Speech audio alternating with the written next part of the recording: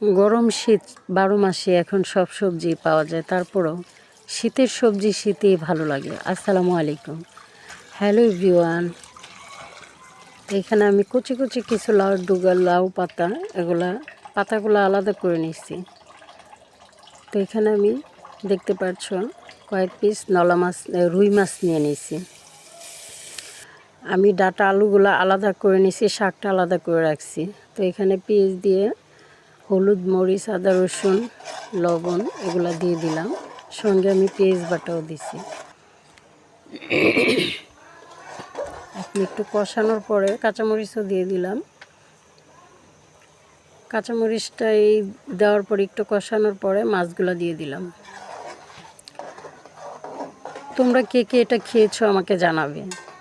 এই রান্নাটা যে খাইছো সে একমাত্র বলতে পারবে যে এই রান্নাটার যে কত মজা। আমার মা আগে গাছের থেকে দেখতাম মাছ কষানো দিয়ে গাছের থেকে এমন ডোকা পাতা তুলে কষায় রান্না করতো।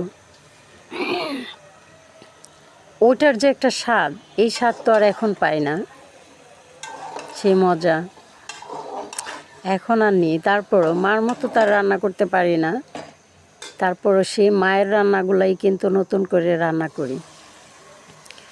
তো দেখতে পাচ্ছ আমি আলু আর ডাঁটাগুলো এখানে দিয়ে মাছের সঙ্গে ভালো করে কষায় নিয়েছি। এই কষানোর যখন তেলটা উপর উঠবে আমি তখন দিয়ে দিব পাতাগুলা। এই দেখো চটি দিয়ে একটু ভালো করে মাছগুলার একটু ভাঙা ভাঙা করে দিবে। এই যে ভাঙাটা এটাই কিন্তু এটার স্বাদটা বাড়ায় দেয়।